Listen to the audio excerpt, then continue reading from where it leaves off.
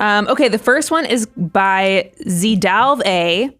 It says, I've heard you guys talk down leasing a car, but seem to be fine with renting a house as a use asset. Could you explain the difference between the two, between renting a car versus renting a house and other assets like this? Thanks. Well, yeah, okay, that's an interesting question. When I think about like renting a house, one of the reasons that we often suggest someone might want to consider renting a house is so that they give themselves maximum flexibility, right? So they have maximum flexibility that if their job is going to change or family situation is going to change or financial circumstances are going to change, they're not locked into an incredibly long-term asset. Because when you buy a house, we typically say, we want you to have at least a 5 to 7 year timeline. But for most people, when they go to buy a house, they're like taking out either 15 or 30 year mortgages. So this is like a long-term commitment. When it comes to automobiles, I don't know if that same mindset lines up, meaning I think that most people who approach the leasing decision, they're not leasing for flexibility to be able to buy the right car. They're leasing in lieu of buying a car. And we've said this before, that if you're someone who is a low mileage driver and you rotate automobiles frequently, like you're always going to have the car every 2 to 3 years, then yeah, leasing could potentially make sense for that person. But from the optimal financial decision, our view, our bias, our bit is we think you're likely going to come out better owning an automobile than continue to be sort of on that lease train. I think this is a little more nuanced. I mean, it's a great question in the fact that you're thinking about requirements of life, shelter, transportation to get you to your job. They've heard us talk about how that's important.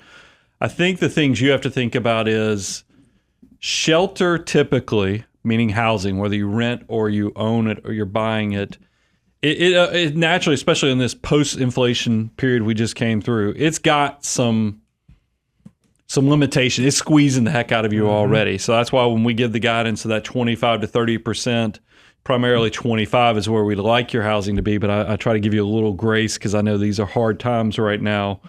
People aren't going to run rough on that usually. That just the natural restrictions on their budgets keeps them honest with themselves on making those decisions. And plus, we all have to have shelter.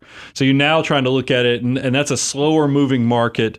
So you're trying to figure out, is it better to rent a place right now, especially if I'm moving in the next 3 to 5 years, because there's so many friction costs and other things that go when you purchase real estate. You can conceptualize why that's a good or bad idea. Cars typically are a consumption decision. And the problems we have, especially with the way the industry is set up, is that the auto industry, if they made everybody buy their cars in 3-year increments, meaning you couldn't go over financing of 3 years and you had to put down 20%, if they essentially made you do 23.8, I think that you probably have a better argument. But you have an industry that's much more creative. They've gone out to now where they're allowing people to finance cars 6, 7, and beyond years.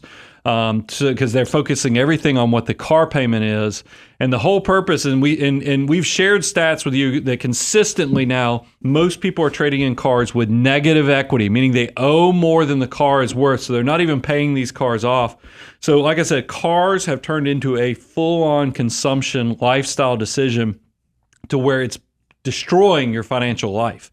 We've done all kind of content where it shows just the typical car payment in America now is a multi-million-dollar decision if you're stacking those bad decisions. Because if the car payment's $700 a month, depending upon where you are in the money multiplier, the wealth multiplier, that's millions of dollars from your future self. Yeah, go to moneyguy.com/resources. You can get the wealth multiplier and see just how powerful every dollar that comes into your leadership is.